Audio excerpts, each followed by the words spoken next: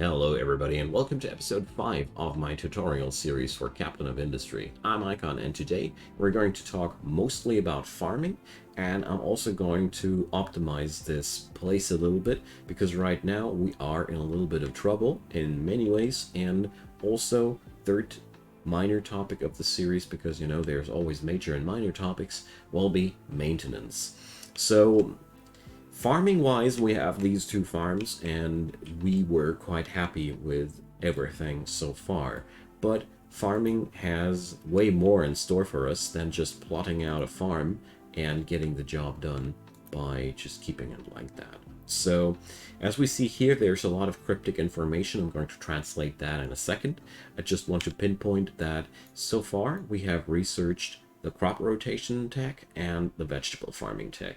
So these are necessary to do more than just plant out potatoes. When you don't have these techs, you can't do much more than just plant out potatoes. Right now, we're also researching irrigated farms and the groundwater pump, and a couple of other technologies that we're going to discover in the coming episodes. Now, farming needs water and fertility, and out of that we produce potatoes. Down here you see the soil fertility. Potatoes always need a certain amount of fertility to go through one growth cycle. As you see here, they'll eat up 15.8% of fertility to crank out one batch of potatoes. Now, down here you see how the fertility of the spot looks like. The cyan bar here in the inside the bar is showing you where the fertility equilibrium is sitting at. This is basically the point. If you reach this point and won't go down, then it will go down further after that. That's because you have a natural replenishing and only a certain amount of consumption. So this is basically the break-even point where the natural replenishing of the fertility versus the consumption of the potatoes right now will hit its even point. So as you see here, now we are producing 58 potatoes. Let's compare that to the other farm with 99% fertility. You see here we would crank out in one production process 100 potatoes. So as you see here, this is actually a big thing. We are already losing 42% of our efficiency. That's a lot. So what can we do to change that? As you see up here, we have the crop schedule, and now we can tell the game what kind of crops should be planted. This here means 3 months that. Now we can add in other things. So we're going to add in green manure for one phase. Green manure needs water and 2 months of time, and it'll replenish fertility in that time. And as you see here already, our fertility equilibrium is a lot happier already. Let's add in one phase of natural replenishing. Or, well, it ain't necessary after all. You see here, you can directly see the impact of your actions. And if we now put in another layer of potatoes, and like that, you can now see that we got a equilibrium of 83%. That's okay. So we will in the future produce 84 potatoes out of this farm, which is a pretty decent yield. We can now look over to the other farm and just go over to the vegetables, and we could now go for just the natural replenishing circle. And you see here, it's really quite horrible. The fertility equilibrium is sitting at 47.5%, and versus that, you have here a way higher success. Also, that's because the natural replenishing isn't kicking in as hard as putting in green manure. That's basically, green manure is the most basic fertilizer that you can use. Now let's talk about fertilizers. Fertilizers need to be researched first, so we can't produce any fertilizers yet. I keep forgetting, here, organic fertilizer. So you can use these to bring up the fertility of your fields without wasting any time in between. So fertilizers will allow you to skip those waiting times in between and be even more productive with one field of farming. A regular farm can't be provided with water. A irrigated farm has a connector for water and for fertilizer. The thing here is a irrigated farm will provide water via a connected container if it is present, and therefore you're not relying on rain anymore once you have these. And that sums up the basics so far. We will return to farming later down the road when we're going to explore the fertilizer production, the connectivity of these things, but right now we can't produce it. We're very, very far away from these things, so I think I've explained enough for you to understand the concept, at least. Now, maintenance. That's the next topic I want to talk about. Because as you might have already noticed, we are at a constant not enough maintenance warning. What happens here? We have one maintenance depot running, but as you see here, it has all the electronics it could wish for, but it doesn't have any mechanical parts. So what happens? I do know that I have one machine here which is exclusively working on mechanical parts, but it doesn't have any iron, so there's nothing happening there. Check out the other assembly, the one for construction parts. It has iron to no end. How come? It's because of priority. The construction part prioritization is at P7. The mechanical part is at P10. So with the priority system, I have introduced it already a while ago, you can tell your machines which ones should be preferred over which ones. So it's clear that our mechanical parts factory is not getting in the parts it needs. So let's put that on priority 6. So it's going to be more important than the other one. And let's see, is another consumer of iron plates around? That's this one for vehicle parts. But with priority 10, it's not going to grab anything away from us. So we don't need to worry about this. But what does this whole maintenance thing, what meaning is behind that? I want to explain that. So as we see here, our maintenance tier 1 is at 0%. Every electric machine and every vehicle has this maintenance bar down there, and they consume these maintenance points. As they go lower and lower, you see there's a breakdown chance of 1 person now. The lower your total maintenance ratio goes, the higher the breakdown chances. If a machine breaks down, it'll be broken down for a moment and then it'll get back on its feet and get working again. Yeah, it is really like that. So breakdowns only mean that there will be a hiccup in your production line. But these things get worse and worse. You see, those machines eat up maintenance and the breakdown chances get higher and higher up until the point where you really curse yourself for not getting any maintenance in. So what can we do to change these things? First off, you can manually repair your vehicles via Unity. Unity doesn't need you to have any maintenance points. You basically transform Unity into maintenance. Whatever black magic makes that happen, I don't know, but it does work out. So here, machine is broken as it lacks maintenance. As you see here, our diesel generator is now broken down. Bad thing, we need that. So we can repair that manually, and as you see here now, the maintenance meter is full again. But it'll drop, there will be breakdown chances, and as we earn only 0.76 Unity per month, you can already get the idea this doesn't work out. So what can we do now?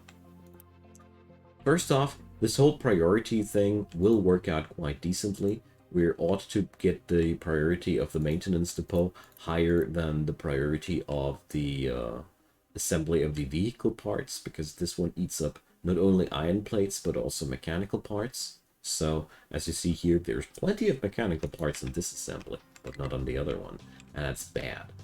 Another thing that we're going to do now is, let's assign this thing, is we're going to help the maintenance depot to be more efficient in another way, because right now it's pretty sucky. Or materials for this one need to be carried by a truck the whole time.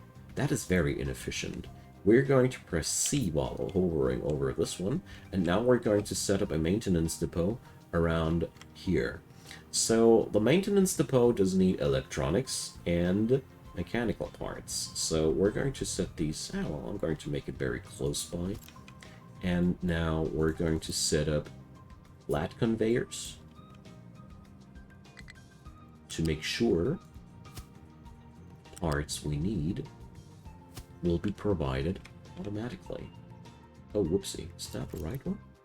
Yeah. So this will take a moment, and we have to kick on the advanced pod assembly yet again, because, you know, these flat conveyors, they don't do anything without advanced parts.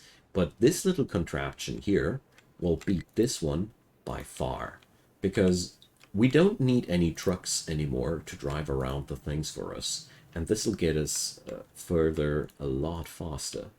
So for now, I let this maintenance depot run, because, you know, we haven't built up the new one yet. But we won't go for this much longer. As you see here, breakdown chance spree. And we also ran out of workers. So let's get on to our friendly neighbors and adopt a couple of workers. We can also crank on the beacon for 1 poles, so let's be careful with that, so we don't have too many refugees in our city yet again. But since we just amped up the potato production, and the veg production is a new one even, so we're going to get there, and we're going to produce some. Now, we have the conveyors already constructed, so I want to stop the assembly here from building more advanced construction parts, mostly because these are just eating up too many of the construction parts we need otherwise right now. Okay, let's fast forward a tad bit, and I'm going to boost with Unity now this one, the one for the construction parts, because we really need more. We really need more construction power here. Alright. You can already clearly see that our production of construction parts, Tier 1 and Tier 2, is not really satisfying. We're really not at a point where I'd say, yeah, that's good. But we are at a point where at least the stuff is getting done regularly. And now let's get on here into the maintenance depot. As you see here, those parts are now flowing in there automatically. So we can now delete that thing. We don't need it anymore, and it's going to be way less effective than the one we were working with already. So new refugees came into town.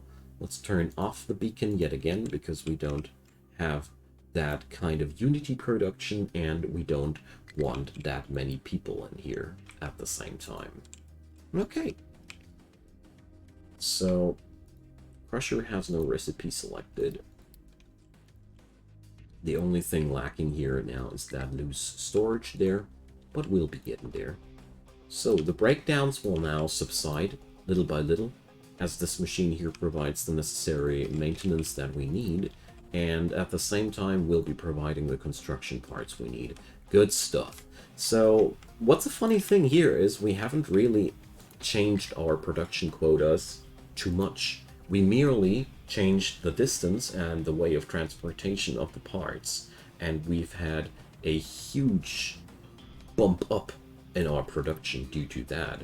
So what does that mean for us? That means we want more of that. Basically, the construction part production right now is very unsatisfactory, so let's change that and better it. So this assembly here is needing iron, wood, and concrete slab. These are 3 products that need a lot of work and a lot of, well, okay, that's a little bit of an exaggeration. We definitely need, though, 3 different ingredients to get the ball rolling, and that is indeed a little bit harder. So let's improve on that in a step-by-step manner, because right now we can't really do much more than that. What I do notice here, and it's really bothering me a lot, is that this complex here is really not working often enough. This thing here is quite often not working at all. How come? There's 2 reasons for that. First off, all that iron ore needs to be transported via truck to this place here, and it's quite a distance, as you see here. And reason two, right now, every single frickin' machine on the map needs to roll at least over to the fluid storage for fresh diesel. And that's pretty horrible. Those excavators are not meant to roll around the map, so let's change that too. We're going to crank up a fuel station for that. I have already researched it in a episode or two ago, and we're going to make good use of that now. The fuel station is a really, really trusty companion. This thing, you assign a truck to it, and then this truck will bring the fuel to the cars that need it. This is just outright awesome, because this way we don't have that nasty problem anymore, that our cars are driving over to the gas station with no reason at all. So what we're going to do now, though, is, as you see here, I cracked up the height, and now I'm going to go downstairs again. I did this mostly because I don't want my cars to be not able to traverse this area anymore. There we go. And so we're blocking the output of this one here, as the icon shows you here, but that doesn't matter. I don't plan to do the copper electrolysis in the long run here. This is just a temporary module. We're going to disassemble that in the long run anyways. So the fuel station will need advanced construction parts yet again, so we will be busy with that quite some time longer. But as you see here, we really need to do something about our iron plate production. So that's going to be the next thing I'll do.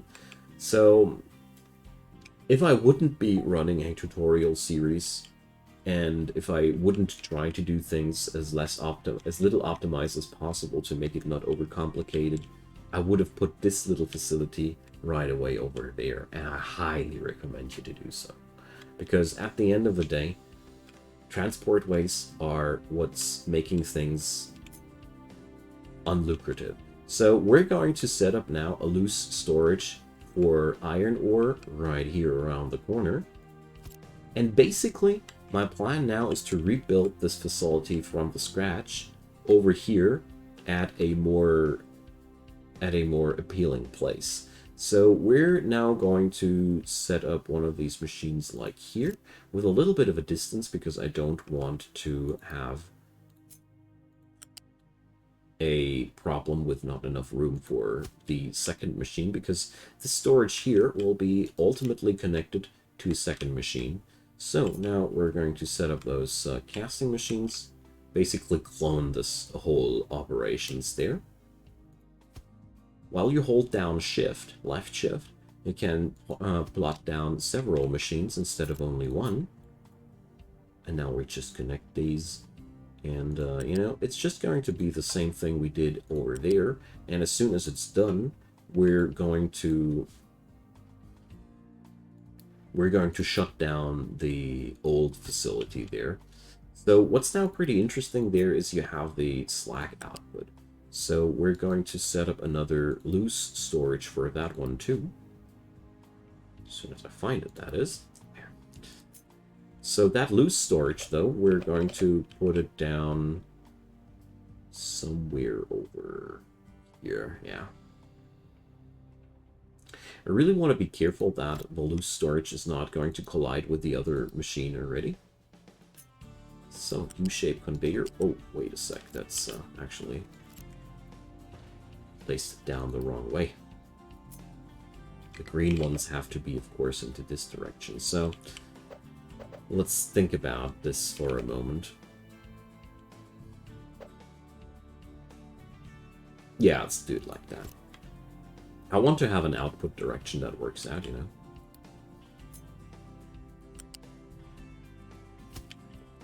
Okay, so we got everything handled so far. The only thing we don't have is the iron plate storage, but, well, this is nothing new at all. This is basically the same shtick we already built the other time, and therefore we're not going to invent anything really new here. What we're going to use here, though, is we're going to connect these dudes so we can save a little bit of conveyor belt here. This conveyor belt is so costly, you know. Alright, no designations available to be mined here, so let's change that.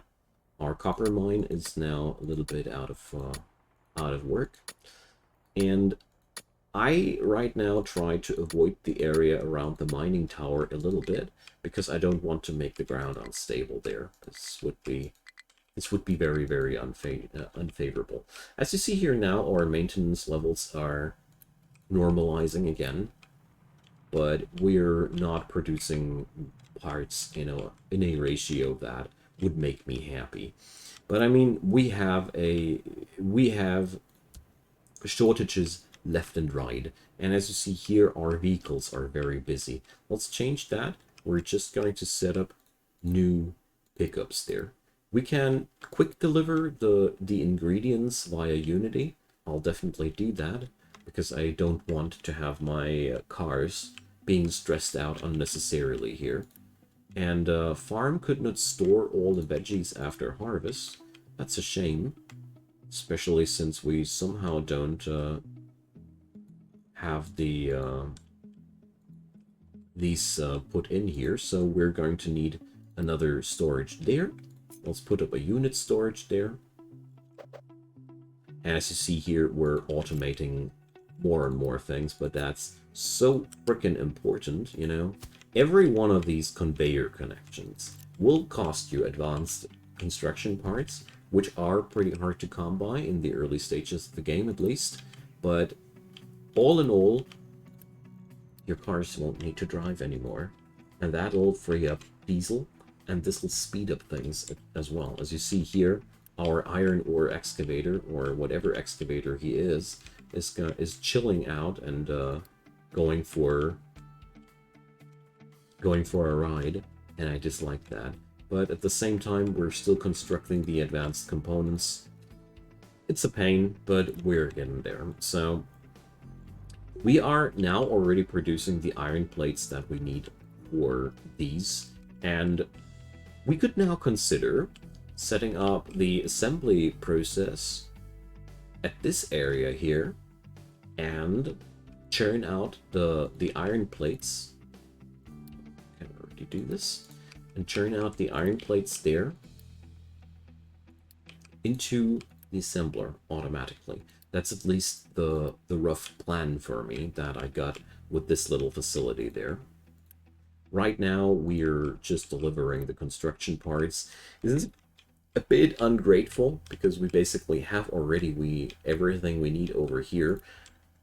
But at the same time, I really don't want to shut off this facility here, because it's the only the only source of iron plates for us. But also, I feel like this is a very, very nice way of showcasing to you guys how much time and effort you can save yourselves by just laying things smartly together right from the get-go. We're going to gain a lot of construction parts back once we have constructed this entire little facility there and deconstructed that one. So we'll get a nice portion of that back. But at the same time, as you see here, it does take a while. But luckily, most of the time, this game doesn't put you onto hard time pressure, so it's just fine. We can now upgrade our farms into irrigated farms, but as you see here, we need 45 construction parts each. So it totally crystallizes out that our amount of building material is just totally insufficient. And that's going to be our next big topic that we're going to work around now. Because as you see here, our copper production is pretty decent, or our copper consumption is very low. You can view it as you want to, but at the end of the day, we are just not getting the ball rolling as we want to, so we need to amp that up. Right now, we are waiting for that. Once that's done, my plan is as follows. I want to set up another storage facility where we're going to store wood in. I'm going to put that over here already. A little bit of a distance to the smelting facility, because at the end of the day, we'll need the same amount of room another time on this side. So we're going to set up, let's do it here. This little storage here is going to store wood for us. And this will make things a lot easier. We're going to designate tree harvesting over here. Hey, look at that. Our blast furnace is finally getting something done. But as we see here, also our excavator is often churning out rock, not only iron ore. That's another thing that's bothering me, so we're going to bring up another loose storage for rock. Let's do this there. This little storage facility will make sure that as long as it's still not brim filled, the trucks can just drive over there and empty their freight in an easier way. I guess the excavator is down for a trip yet again. Yeah, I see. They're traveling over to the fluid storage to pick up the fuel. It is terribly inefficient, but at the same time, it is at least doing the trick, you know. But, as you see here, there's nothing being produced there. This entire episode is very much dedicated to showcase how important efficient logistics are, because we could be already done thrice or even 4 times with everything if we wouldn't have put our logistics into such a terrible dumpster fire, you know. Well, we're going to shut off this blast furnace here. It's doing shenanigans. Because it's closer than the other one, it receives the iron ore already, so that shouldn't be. That totally shouldn't be. Yeah, well, I think I'm going to finish these things between the episodes, so the fuel station doesn't need that much more explanation. The pipes will provide the diesel automatically to the fuel station, and once it's there, this little truck here will do the job for the other cars. And in the next episode, we're going to set up a better automated situation there. Small excavator cannot reach destination. We're going to set up the... oh gosh. Yeah, well, I'll fix that in between the episodes as well. We're going to set up the automated production of the construction parts. So we're going to get out of this hot mess that we're in right now, and we're going to get a nice automated production of these things, and that's going to be next episode's topic. So I want to make things a tad bit more efficient on the next episode. So thanks for watching, everybody. Drop me your comments down below. Leave me your thumbs up if you enjoyed, and of course consider subscribing. There's daily content coming up from my side. See you there, and have a good one. Bye bye.